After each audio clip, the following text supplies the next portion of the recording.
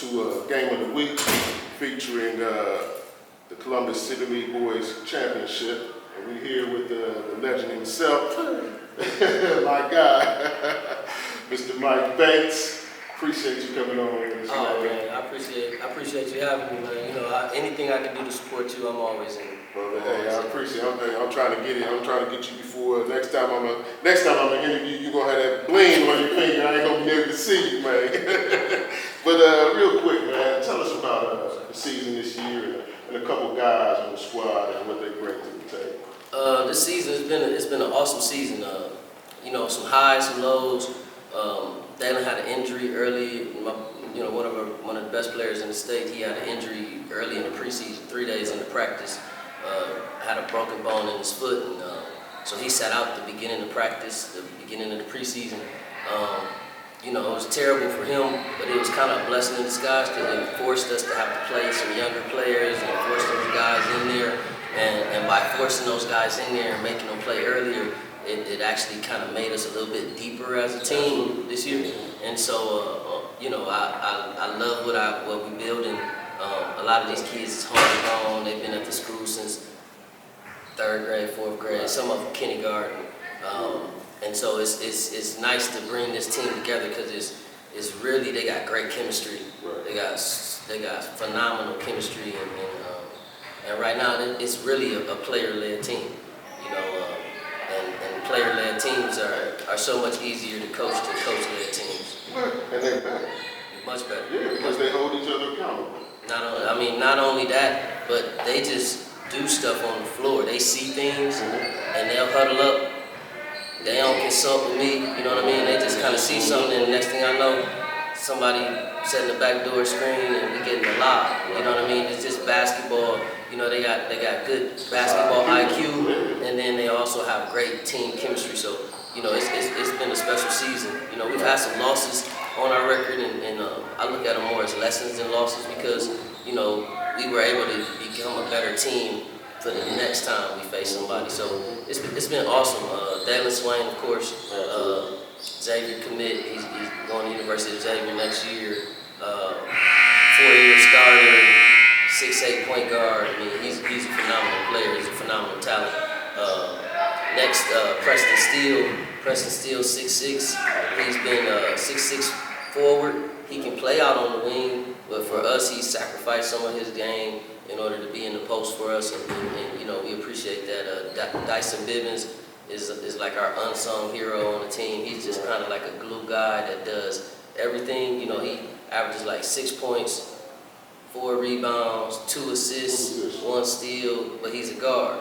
But he's 6'2", but he'll guard somebody that's 6'5", 6'6", 6'7", but then he'll turn around and he'll guard Darren Peterson, one of the top 5 sophomores in the country, and he'll face guard him and guard him, or Dom Akins from Walnut Ridge. So, you know, he kind of, whoever that best perimeter player is, he'll guard him. Cortez Freeman, just an excellent shooter. He transferred in this year.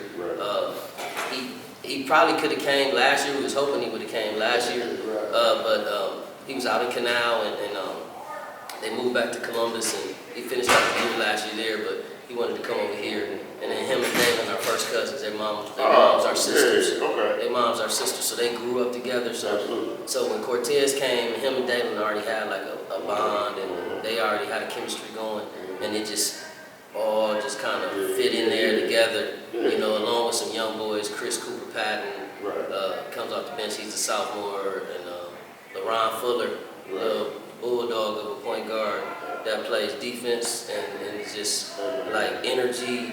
Like, he was hard. Man, he plays so hard, bro. And because he plays that hard, he makes everybody else have to play hard. So, you know, it's a fun, like I said, it's a player-led team. It's a fun team to coach. They have a lot of fun. They're laughing. They enjoy themselves. But when it's time to lock in, you know, we lock in. Yeah, okay. Now, how hard was it this year? Because this is your third year in a row winning the City South. You know, it should be your 3rd year in a row winning this, having a chance to win the city championship. But how hard was it this year, man? Because I know, you know, Columbus, you can't really lose, man. Listen, it's funny because I was talking to the kids about this last week, in preparation for that last game against South, because we didn't need to win the game in order to go to the city championship. That was already done, but it was a goal of ours to be undefeated, you know, and then also it's just tough to do. It's just tough to get through the City League South and get through undefeated in 14 league games. It's just, you know, because you got to play twice. You play South twice. You're going to play Eastmore twice. You're going to play Walnut Ridge twice. You know, you're going to play Independence twice. You know what I'm saying? Coach A been doing a great job over there at Independence. And so, you know, you playing these teams all twice. And then you go into their place and home and away. And so we had some tough games. I mean, we played the first time we played South, you know, it was overtime. You know what I'm saying? We had to gut back and fight back, and you know, fortunately for us, we got a couple of good bounces, and they missed a couple free throws, and we was able to pull that game out. But then we come back over here last Friday, and it's a barn burner. We got to hit a 3 at the buzzer to beat them. You know what I'm saying? And because they fighting, so you know it's tough to get through that City League South, and so having been a coach in the City League South for 17 years now. I remember maybe 4 or 5 teams in these 17 years that maybe went undefeated. That's right, man. It's super competitive. It's super competitive. People don't understand that. Here's a fun fact. I've played in more state Final Fours than Columbus City League championship games. I mean, we know the reason for that, though, man. You know, you D3.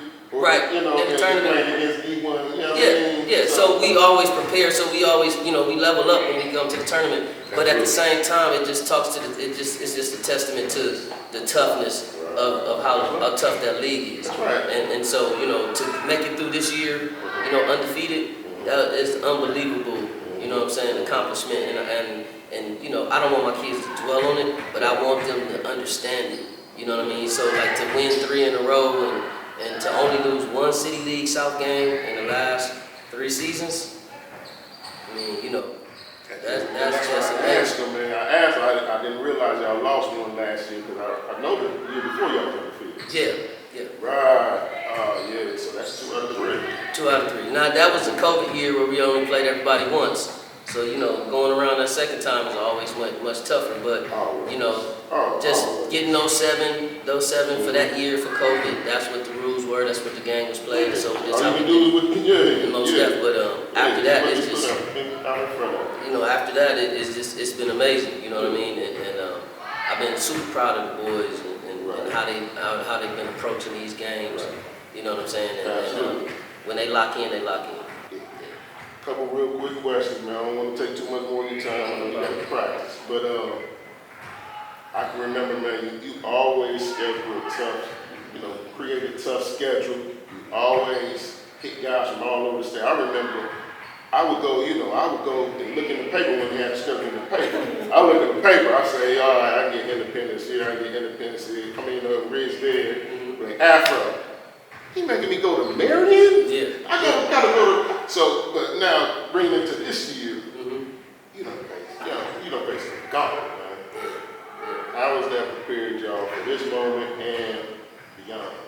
That I mean, that's the ultimate. The ultimate goal is to play for a state championship, and so you know, I just firmly believe in iron sharpens iron, and so I'll play anybody, we'll play anywhere in any type of environment that I think is going to be a difficult one for my team, so that we can have to work hard to see where we are. You know what I mean? A lot of times those are just litmus tests. They just kind of let me know. They just give us the indicator of what type of team we can be. You know, you lose first game of the season to Lutheran East, who's got 3 Division I players, 6'8", you know what I mean, and who we could possibly see later on. And that's the first game of the year, you know, and Dalen's hurt, so he can only play 10 minutes. I'm looking forward to that because I want to see what we got. I want to see what these other guys is going to do. And know that loss, this is the thing about non-league losses, that loss, it's a loss, but you know, if we got better because of that loss, is it a loss? You know what I'm saying? I used to always say it's only a bad loss if you don't get better from it, don't learn from it. Exactly. If you doing the same thing you did to lose the game, then that's a terrible loss. Most definitely. And so, playing Lutheran East first game out the block, and then coming back in the next non-league game we played against St. Ignatius, who just took down St. Ed's last weekend, the #1 team in the state, undefeated. And Ignatius took care of them. And so, play them, and Ignatius beat St. Vincent St. Mary's this year. And so you playing these caliber teams, and we in the game. It's 3 minutes to go, 2-point game. You know what I'm saying? We some of those games this year we haven't been able to get over the hump, but it's been great for us because we get to study why we couldn't get over the hump. And so that's been way more beneficial than maybe going out there beating them and not knowing that we still need to work on these other things. So, playing these tougher teams, it really exposes what your true weaknesses are when you play a really tough opponent, and then it gives you the opportunity to then, look at it on film, teach about it, make it a teachable moment, and then just get better. Absolutely. Couple more north. What concerns you? Their backcourt is dynamic. King Kendrick gets a lot of love. He's a freshman. He's really balling. Love King's game. You know what I'm saying? He can shoot with both hands. Shoot threes and stuff with both hands. Plays really well. Plays with nice poise. Great basketball intelligence to be so young. Very impressed with King. Davion Bridges can play. He can shoot that rock. You know what I'm saying? I think people don't really talk about him enough for the type of caliber player that he is. He can shoot it. He can shoot it off the bounce. He can shoot it off the catch and shoot. He got a nice little handle. Super crafty. You know what I mean? So that backcourt, when you got shot makers, that always concerns me when you're playing against a team that has shot makers. Just because if they get hot and they're on the heater, and you're not on the heater, that can make for a long evening. So that's something we want to address and make sure we get up on those guys and guard them 94 feet.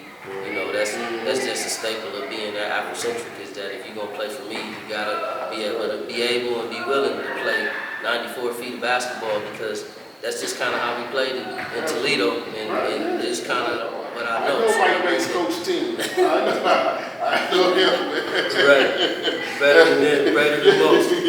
All right, what's the keys to victory, man? So I think controlling the glass, I think is the most important thing.